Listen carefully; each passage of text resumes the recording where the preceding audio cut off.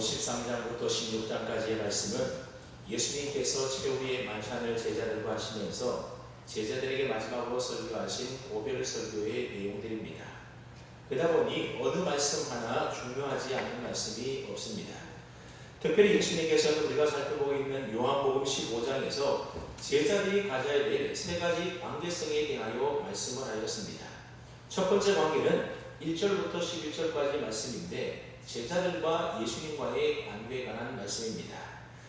예수님의 제자된 자는 예수님과 친밀하고 밀접한 생명적 관계를 맺어야 된다. 그런 말씀을 하십니다. 마치 포도나무에 그 가지가 잘 붙어 있어야 열매를 주렁주렁 많이 맺는 것처럼 그리스도의 제자된 자는 그리스도와 연합하여 그의 말씀 안에 거하면서 순종할 때에 풍성한 열매를 맺게 된다는 겁니다. 두 번째 관계는 12절부터 17절까지 말씀인데 예수님의 제자된 자들 상호 간의 관계에 대하여 말씀합니다. 이 관계는 한마디로 말하면 사랑의 관계입니다. 예수님께서 제자들을 사랑한 같이 제자들도 서로 사랑해야만 그리스도의 제자인 것을 세상 사람들이 알게 된다는 겁니다.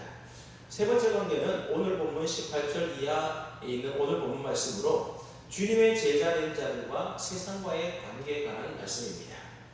이 관계는 예수님의 제자된 자들 상호 간의 관계와 반대되는 관계인데 세상이 주님의 제자된 자들을 미워한다. 그런 말씀입니다. 우리는 흔히 예수님을 잘 믿으면 복을 많이 받아서 세상 사람들로부터 부러움을 받으며 어디 가나 존경과 사랑을 받는 사람이 된다. 그렇게 생각을 합니다. 성경에 보면 예수 믿는 자들로 하여금 그런 기대와 생각을 갖도록 하는 말씀들이 많이 있습니다. 예를 들어보면 신명기 28장 1절 이하의 말씀에 보게 되면 내가 내 하나님 여호와의 말씀을 삼가 듣고 청종하면 이 모든 복이 내게 임하며 내게 이르리니 그렇게 말씀한 다음에 그 다음에 쭉 나온 내용들을 보게 되면 어떤 내용들이 나오게 됩니까? 성읍에서 복을 받고 들에서도 복을 받고 내 몸의 자녀와 가축들이 복을 받을 것이고 내 강주리와 떡 반죽 그릇이 복을 받게 될 것이며 들가도 복을 받고 나가도 복을 받을 것이다. 이런 내용의 말씀이 기록되어 있습니다. 그렇다면 이런 말씀은 읽기만 하더라도 황홀해지는 그런 말씀이 성경에 분명히 기록되어 있다는 겁니다. 그런데 우리가 예수님을 잘 믿고 복을 받아 세상 사람들로부터도 존경과 사랑을 받고 그리고 어디 가나 대우받고 싶어하는 그런 기대를 갖는 것이 사실 큰 무리가 아닙니다. 그러나 예수님께서 제자들에게 하신 오늘 고별 설교의 말씀을 가만히 살펴보게 되면 그런 우리의 생각과는 전혀 다른 말씀을 지금 예수님이 하고 계신다는 겁니다. 쉽게 말하면 세상이 예수 믿는 너희를 미워할 것이다. 예수님이 그렇게 말씀하십니다. 오늘 본문에서 세상이 우리를 미워할 것이라고 하는 말씀이 무려 7번이나 반복되어서 말씀하신 것을 보게 되면 예수님께서는 결코 가볍게 그냥 말씀하신 것이 아니라는 것을 금방 알 수가 있습니다. 그리고 예수님께서 사용하시는 표현들을 우리가 가만히 살펴보게 되면 미워한다는 말부터 시작해서 그 다음에는 출교한다는 말씀이 나오게 되고 뒤하게 되면 환난을 당한다. 그렇게 말씀하는가 하면 결국에는 죽임을 당하게 될 것이다 라는 말씀까지 하게 됩니다. 우리는 세상에서 예수님을 잘 믿으면 칭찬받고 대접받을 줄로 알고 있는데 예수님은 뭐라고 말씀하십니까? 세상이 너희를 미워할 테니 미움받을 각오를 하라고 말씀하고 계시는 겁니다. 그러니까 예수 믿는 자들이 세상 사람들로부터 미움받는 것은 전혀 이상한 일이 아니라는 겁니다. 그래서 사도 요한은 다른 성경 요한일서 3장 13절에서 이렇게 이야기를 합니다.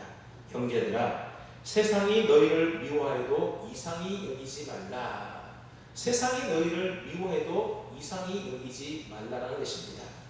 그런가 하면 사도 바울도 디모데후서 3장 12절에서 말씀하시기를 무릇 그리스도 예수 안에서 경건하게 살고자 하는 자는 박해를 받으리라. 미움을 받을 것이다. 그렇게 말씀하고 있습니다. 우리가 정말 제대로 예수님을 잘 믿고 경건한 그리스도인으로 살게 되면 세상으로부터 박해를 받고 미움을 받게 된다는 겁니다. 그러니 세상이 예수님 믿는 자들을 미워하고 싫어하고 핍박한다는 것은 성경의 일관된 메시지라는 것을 알 수가 있습니다. 그렇다면 예수 믿는 자들을 싫어하고 미워하는 세상은 구체적으로 어떤 세상을 가리키는 것이겠습니까? 성경에 보면 세상이라는 단어가 자주 나오게 되는데 그 단어들 가운데는 여러 가지 의미들을 가지고 있음을 알아야 됩니다. 우선 요한복음 1장 10절 말씀에 보게 되면 그가 세상에 계셨으며 세상은 그로 말미암아 지은 바 되었으되, 여기서 말하고 있는 이 세상이라고 하는 단어는 예수님이 창조주로서 만드신 산과 들과 자연과 같은 세상을 말하는 것입니다.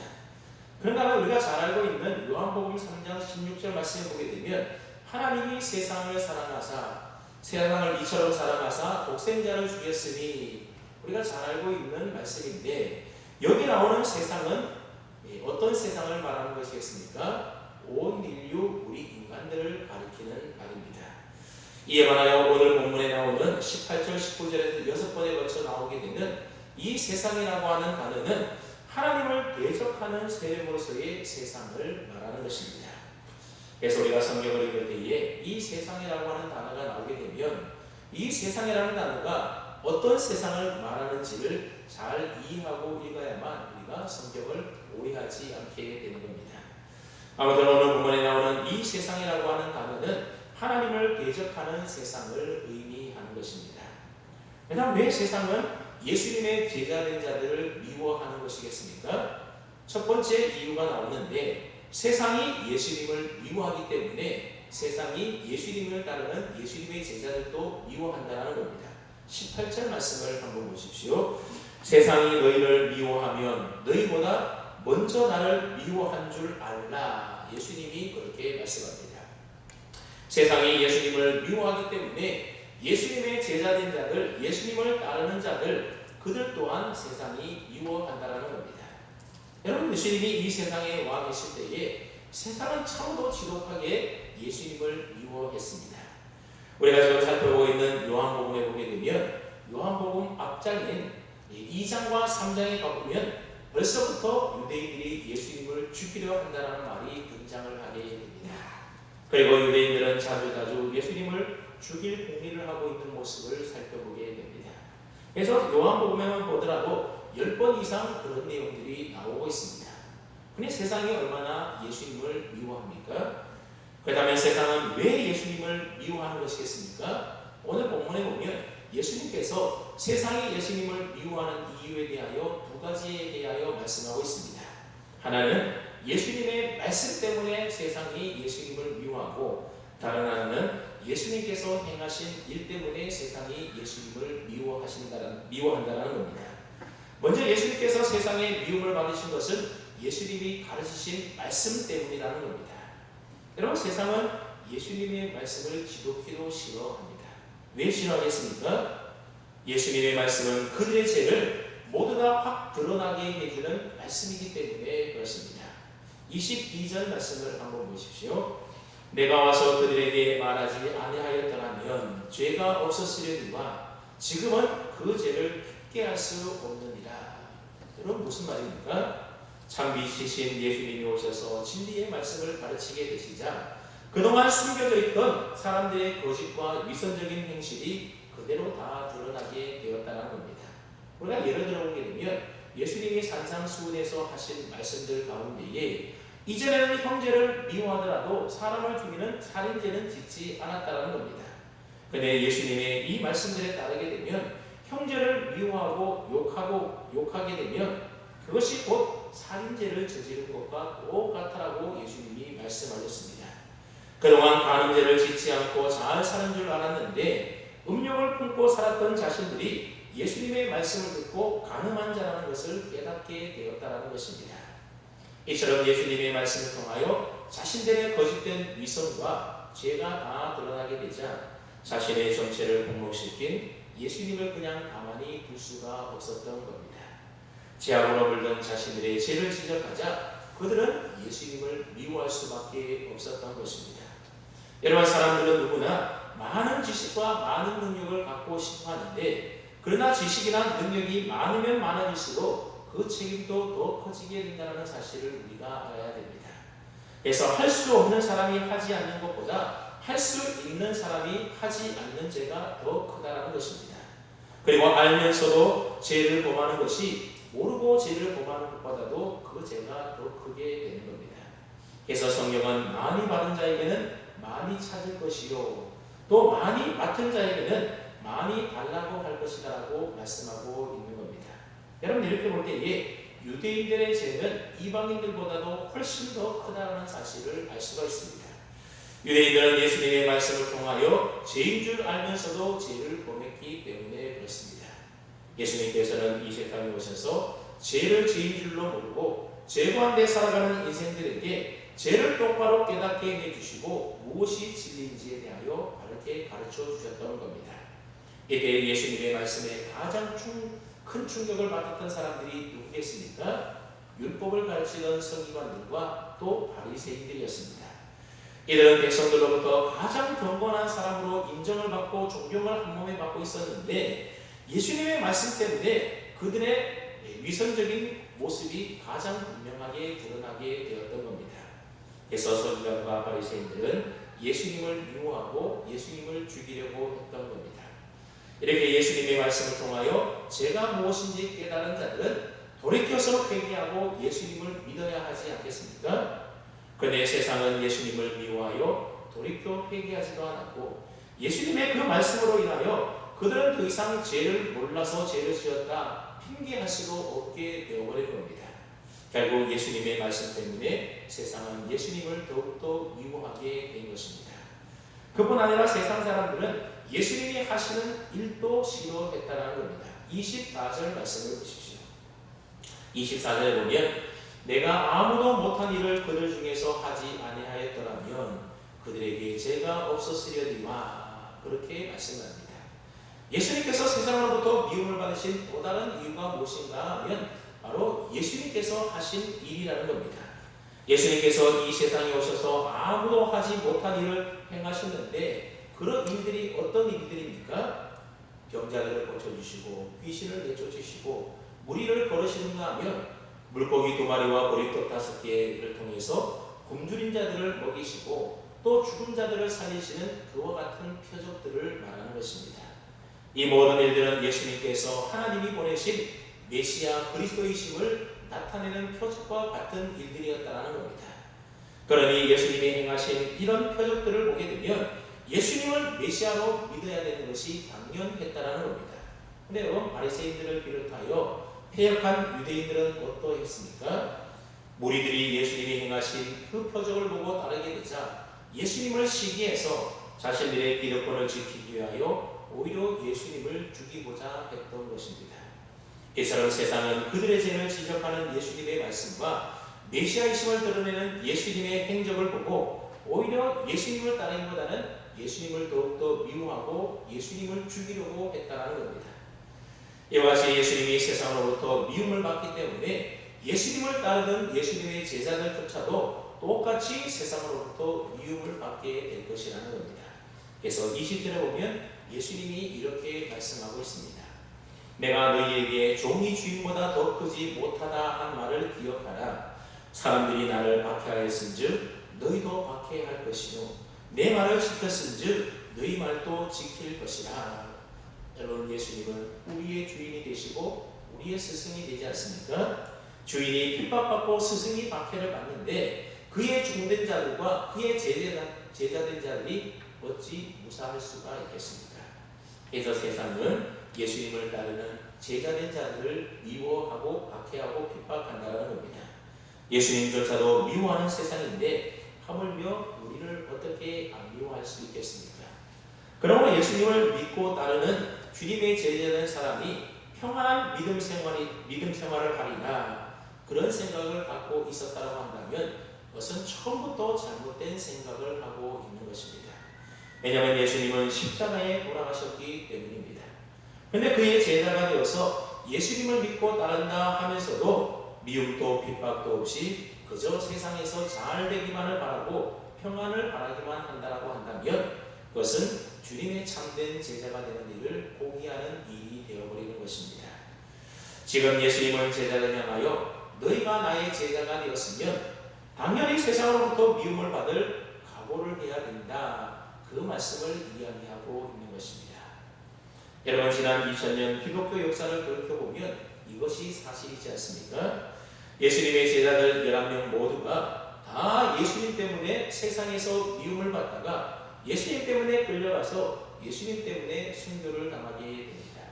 수많은 성도들이 예수님을 믿는다는 그 이유 하나 때문에 온갖 고난을 받고 핍박을 받다가 순교를 당하지 않습니까? 여러분, 우리나라만 하더라도 구한말 시대와 일제강점기 시대 그리고 6.25 한국전쟁을 거치면서 예수 믿는다는 그 이유 하나만으로 수많은 성도들이 고난받고 핍박받고 목숨을 잃지 않았습니까? 1997년 리더스 다이제스트라고 하는 잡지에 충격적인 기사가 보도된 일이 있습니다. 지난 20세기에 2억에서 2억 5천만 명의 그리스도인들이 세상에서 끔찍한 환난과 핍박을 당했다라고 하는 기사의 내용입니다. 어떤 사람은 예수님을 믿기 때문에 고문을 당하는 사람이 있었는가 하면 어떤 사람은 노예가 되기도 하고 또 어떤 사람은 투옥을 당하여 가족과 격리되는가 하면 목숨을 잃은 사람들도 부지기수였다라고 하는 겁니다. 그토록 민주주의가 발전했던 20세기에도 2억 명이 넘는 수많은 크리스천들이 예수 믿는 그 이유 하나만으로도 고통을 당했다라고 하는 겁니다. 특별히 북한이나 중국, 구소련 체제, 동북권, 그리고 지금은 해교권과 수단, 이란 등과 같은 나라에서 얼마나 많은 그리스도인들이 세상으로부터 미움을 받고 고통을 당하고 있는지 모릅니다. 이처럼 세상이 예수님을 미워하기 때문에 예수 믿는 우리들도 세상으로부터 미움을 받게 되는 것이 당연하다는 겁니다.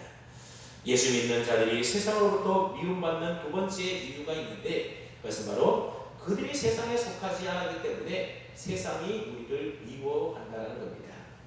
즉 세상과 소속이 다르기 때문에 미워하는 것입니다. 19절 말씀을 한번 보십시오. 우리 함께 19절 말씀을 함께 읽어보겠습니다. 19절입니다. 시작.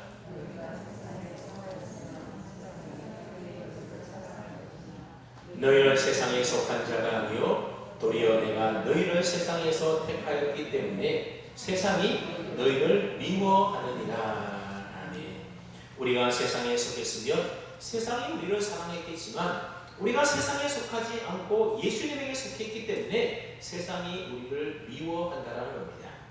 여기서 세상에 속했다고 하는 말에는 몇 가지 의미가 있는데 먼저 세상을 지배하는 악한 영을 따른다고 하는 말이 세상에 속했다고 하는 말입니다. 악한 영은 사람의 마음에 하나님 두기를 싫어해서 내가 주인 되어서 내 마음대로 내가 원하는 대로 살아가도록 만드는 세상의 영이 바로 악한 영입니다. 이 세상 영은 하나님으로부터 우리를 독립선언하게끔 만듭니다. 그래서 하나님으로부터 떨어지고 멀어지게 하고 하나님의 간섭을 받지 않으려고 하는 것들이 다 세상의 영인 것입니다. 그래서 세상에 속한 사람들은 하나님을 떠나서 세상의 영을 따라다니고 하나님과 관계없이 살아가려고 합니다. 그것이 바로 세상에 속한 것입니다. 또 세상에 속한다고 하는 것은 세상의 욕심을 쫓아 세상의 풍조를 따라 살아가는 삶을 말하는 것입니다. 여러분, 세상 사람들은 우리 성도들과 다른 욕심을 갖고 있지 않습니까? 돈과 명예와 권력과 쾌락과 성공에 대한 욕심을 갖고 살아갑니다. 이 욕심을 이루기 위해서 때로는 양심을 속이기도 하고 사람을 속이기도 하고 또 하나님을 섬기지도 않습니다. 그리고 또 세상에 속했다라고 하는 것은 이 세상이 전부인 줄 알고 오직 이 땅의 것만 추구하며 살아가는 것을 의미합니다. 죽음 이후에 있는 천국과 지옥, 내세를 믿지 않고 이 세상에 살아가는 삶이 전부라고 믿고 살아가는 것이 바로 세상에 속한 삶의 모습인 것입니다. 그렇기 때문에 이 생에 살아있을 때에 먹고 마시고 취하고 놀고 즐기자라고 유혹을 합니다. 그러다 보니 당연히 물질주의로 세속주의로 쾌락주의로 살아가게 되는 겁니다. 세상에 속한 사람들은 세상의 즐거움 이외에는 다른 목적이 그래서 있을 수가 없는 것입니다. 왜냐하면 세상에 속한 사람은 이 생만을 위하여 살아가는 사람이기 때문에 그렇습니다. 그런데 저와 여러분들도 예수 믿기 전에는 다 어떻게 살았습니까? 다 이런 세상에 속한 자들로 악한 영의 지배를 받아서 하나님 없이 내가 주인이 되어서 물질과 세상 명예와 쾌락과 세상 즐거움을 위하여 내 마음대로 살았던 자들이었습니다. 그런 우리들을 예수님은 세상에 속해 있던 우리들을 세상에서 택하여 건져내어 주신 것입니다. 그래서 성도는 이 세상에 살지만 이 세상에 속한 자가 아니라 예수님에게 속한 존재인 것입니다. 그래서 빌립보서 3장 20절 말씀에 보면 오직 우리의 시민권은 하늘에 있다 그렇게 말씀합니다. 성경은 성도를 가리켜서 하늘의 시민권을 가진 하늘에 속한 자라고 말씀하고 있습니다. 그러니까 예수 믿는 사람들은 이 땅에 비록 그 몸이 살아가고 있다 할지라도 세상에 속한 사탄의 자녀가 아니라 하나님에게 속한 하나님의 자녀이라고 하는 겁니다. 그러니까 여러분 세상과 우리는 소속이 다르다는 것입니다. 여러분 소속이 다르면 사는 방법이 다른 것이고 가치관과 의식이 다른 것입니다. 그렇기 때문에 소속이 다르게 되면 근본적인 이질감 때문에 미워하고 싫어하게 되는 것입니다. 여러분 미운 오리새끼라는 동화를 다 아시지 않습니까? 미운 오리새끼가 왜 다른 오리들로부터 미움과 천대를 받습니까? 특별히 잘못 행한 것도 없는데 왜 미움을 받습니까? 미운 오리새끼는 근본적으로 오리가 아니라 맥조였기 때문에 그렇습니다. 마찬가지입니다. 우리가 예수 믿고 거듭나 새 사람이 되면 세상에 속해 살면서 가졌던 옛사람의 모습을 다 버리고 새로운 존재도 하늘에 속한 자로 예수 그리스도 안에 속한 자로 우리가 살아가게 되는 것입니다. 그래서 육신의 쾌락과 만족을 좇으며 세상에 속해 살기보다는 신령한 것을 사모하며 살게 됩니다. 수단과 방법을 가리지 않고 나의 이득을 취하던 세상 방식을 멀리하게 됩니다. 돈이 최고라고 하는 세상 풍습을 따르지 않고 하나님이 최고라는 성경적 가치관을 따르며 살게 되는 겁니다. 그리고 혈육과 함께 영적인 가족들 또한 소중하게 여기며 살게 됩니다.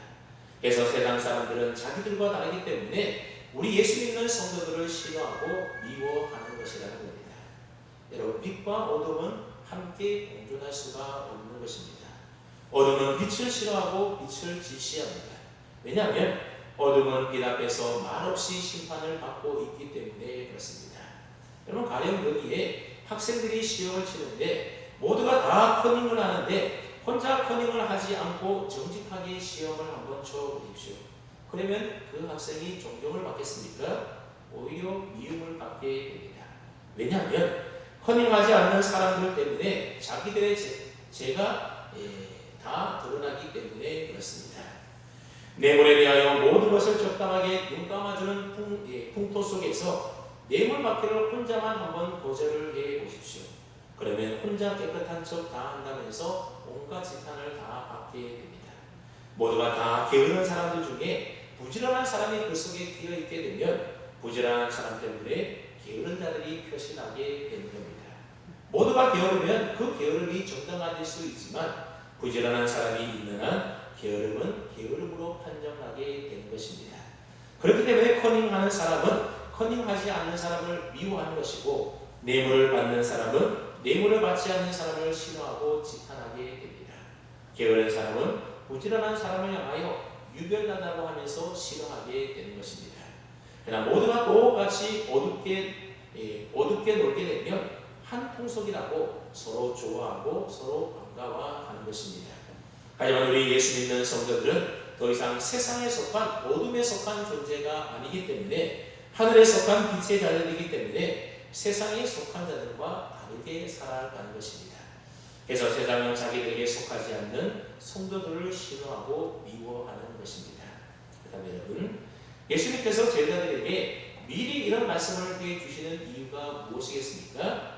나중에 이런 일 당하게 될 때에 실족하지 말라라고 예수님께서 마지막으로 제자들에게 미리 이렇게 말씀해 주신 것입니다. 우리 한번 16장 1절 2절 말씀을 우리 함께 읽겠습니다. 16장 1절 2절입니다. 시작.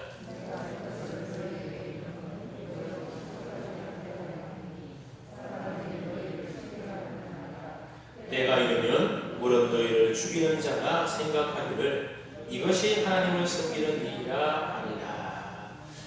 예수님은 제자들에게 장차 세상은 너희를 미워하고 출교시킬 뿐만 아니라 죽일 것이다 그렇게 말씀하고 있습니다. 여러분 출교라고 하는 것은 단순히 유대교에서 회당에서 쫓겨나는 것만을 의미하는 것이 아니라 유대 사회에서 생매당 당하는 것과 조금도 다르지 않는 것이 바로 출교입니다. 장차 제자들이 예수님을 믿는 것 때문에 유대교에서 출교당하는 것도 크게 실족한 일인데 심지어 예수님 믿는 것 때문에 죽게 된다라고 말씀하십니다. 예수님께서는 그런 일을 당할 제자들이 그때 가서 실망하고 실족하지 않도록 하기 위해서 미리 예상하고 대비하도록 하시기 위하여 미리 이런 말씀을 제자들에게 해주고 있는 겁니다. 예수님을 따랐더니 핍박받고 미움당하고 어렵다고 그때 가서 실족하지 않도록 넘어지지 않도록 미리 예수님이 제자들에게 당부하고 있습니다. 다만 처음부터 이런 말씀을 하지 않은 것은 예수님께서 제자들과 함께 계셨기 때문이라고 4절에서 말씀하고 있습니다. 그런데 이제 예수님께서 제자들 곁을 떠나실 때가 되자 앞으로 제자들에게 닥치게 될 고난과 핍박에 대하여 예수님이 알려주고 있는 것입니다.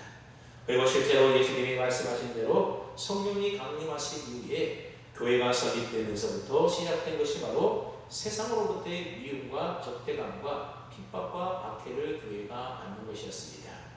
여러분 이것은 지금도 마찬가지입니다. 이 세상에 살지만 세상에 속하지 않는 주님의 제자된 우리들은 여전히 세상으로부터 미움을 받게 됩니다. 자 그렇다면 세상이 이렇게 예수님을 미워하듯이 예수님을 믿는 우리들을 미워하고 싫어한다면 그러면 우리는 이 세상에서 미움받고 박해받고 핍박받을 때에 우리는 어떻게 처신하며 살아야 하겠습니까? 먼저 우리가 세상으로부터 미움을 받는 것은 낙심의 근거가 아니라 확신의 근거라고 하는 믿음을 가지고 살아야 될 필요가 있습니다.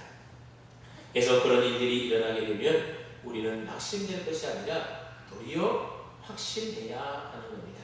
어떤 확신을 가져야 된다는 겁니까? 세상이 나를 그리스도의 제자로 알아주고 인정해 주는 줄로 우리는 확신해야 한다는 겁니다. 그러면 여러분들이 예수님 때문에 세상으로부터 미움을 받는다고 하면 내가 예수님에게 속한 하늘에 속한 사람이구나 그런 확신을 가지고 예수님께 속한 자답게 믿음으로 반응을 할 수 있기를 바랍니다. 그리고 여기서 한 걸음 더 나가서 성경은 우리에게 뭐라고 말씀하는가 하면 세상으로부터 미움을 받고 불이익을 당할 때에 오히려 즐거워하라고 우리에게 말씀해주고 있습니다. 그래서 베드로 사도는 베드로전서 4장 12절로 14절에서 이렇게 권면을 합니다. 사랑하는 자들아 너희를 연단하려고 오는 불시험을 이상한 일 당하는 것 같이 이상히 여기지 말라. 오히려 너희가 그리스도의 고난에 참여하는 것으로 즐거워하라. 이는 그의 영광을 나타나실 때에 너희로 즐거워하고 기뻐하게 하려 합니다. 너희가 그리스도의 이름으로 치욕을 당하면 복 있는 자로다. 영광의 영 곧 하나님의 영이 너희 위에 계십니다. 그렇게 말씀하고 있습니다.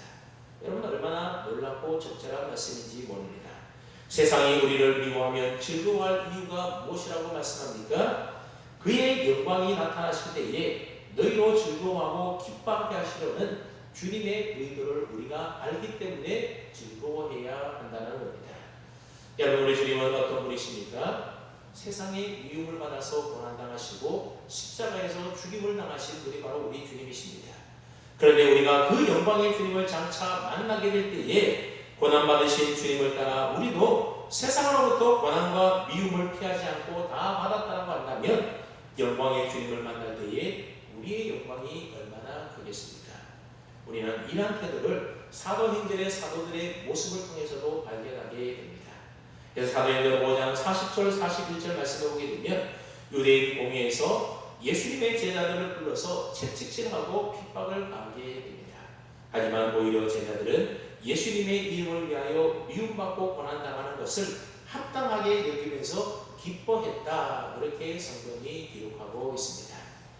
여러분 주님의 제자들은 왜 공회로부터 미움과 핍박을 받아서 채찍질 당했음에도 불구하고 그것을 마땅히 합당한 일로 여기고 또 그것을 기뻐했겠습니까?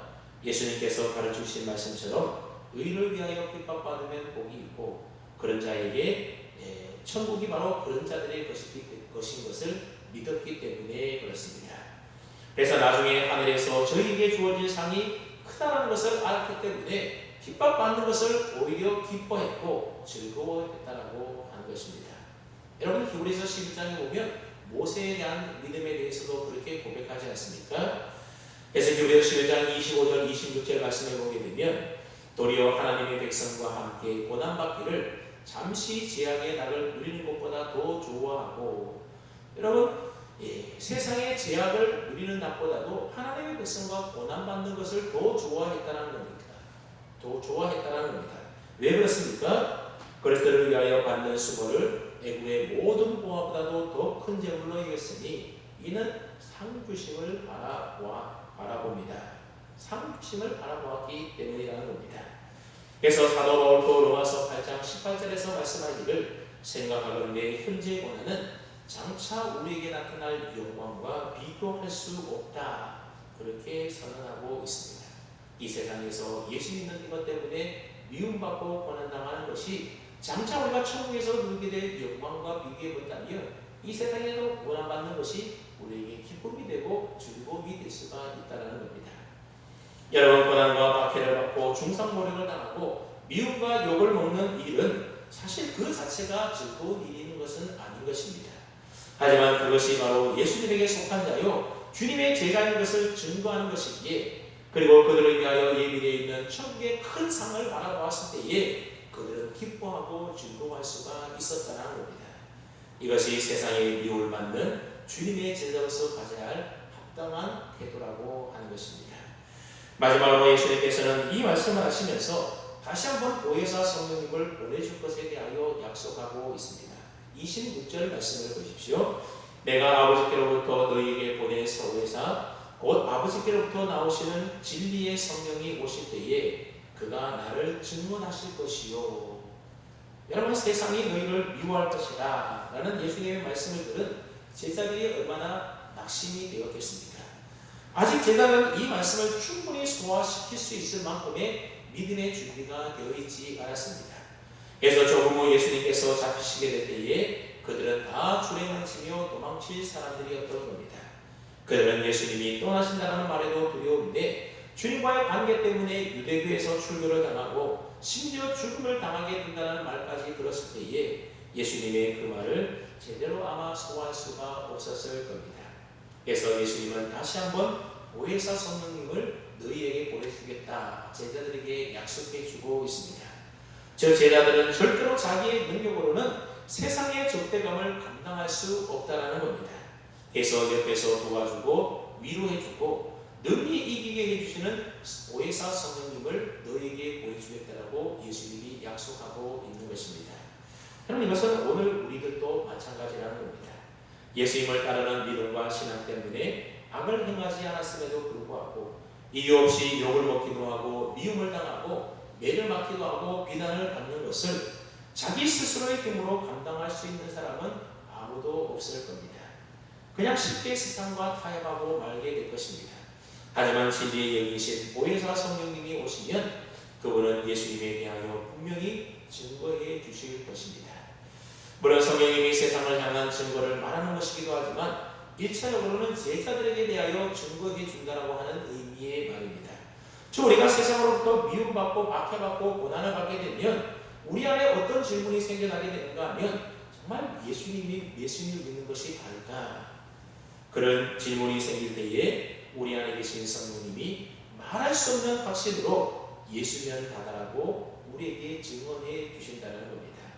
이것이 바로 믿는 자들을 향해 증거하시는 성령의 역사라고 하는 겁니다.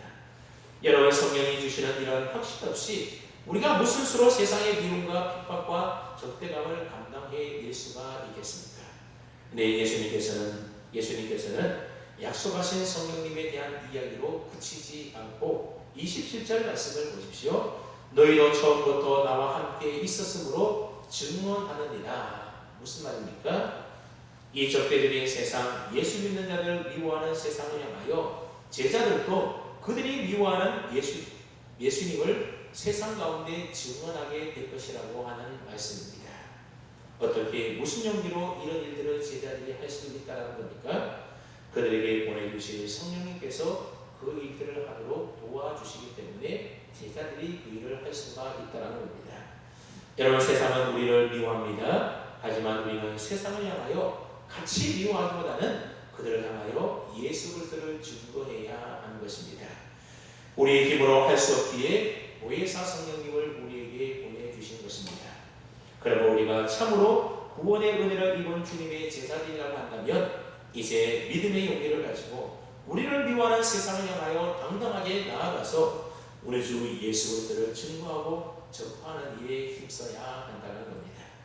사랑하는 성도 여러분, 예수님께서 하신 오늘 말씀을 들으시고 여러분들은 마음에 어떤 생각이 드셨습니까? 혹여나 마음에 부담스러운 마음 생긴 것은 아닙니까? 예수님께서는 이러한 적대적인 세상, 그래서 세상에서 미움받을 수밖에 없는 제자들임을 잘 아셨기에 예수님은 제자들에게 그토록 강조하셨던 말씀이 하나 있었는데 그 말씀이 무엇인가 하면 바로 우리가 앞에서 살펴보았던 너희는 서로 사랑하라, 내가 너희를 사랑같이 서로 사랑하라고 예수님이 말씀하셨던 겁니다. 세상은 세상에 속한 자를 사랑합니다. 우리가 이 적대적인 세상에서 주님의 제자로서 교회 공동체로서 살아가기 위해서는 우리 성도들끼리 그래서 서로 마땅히 사랑해야 하는 것입니다. 그러므로 믿음의 성도들끼리 서로 도우며 섬기며 사랑하며 살아가십시오. 그것이 우리를 미워하는 이 세상에서 승리하며 살아가는 성도들의 참된 삶의 모습이라고 하는 겁니다. 저와 여러분과 세상에 속한 자가 아니라 주님에게 속한 자들로 보혜사 성령 안에서 서로 사랑하며 섬기며 주님의 참 제자답게 세상에 나가서 주님의 복음 전하는 그런 믿음의 제자들로 살아가는 은혜가 있기를 주님의 이름으로 축원합니다. 아멘. 하나님 아버지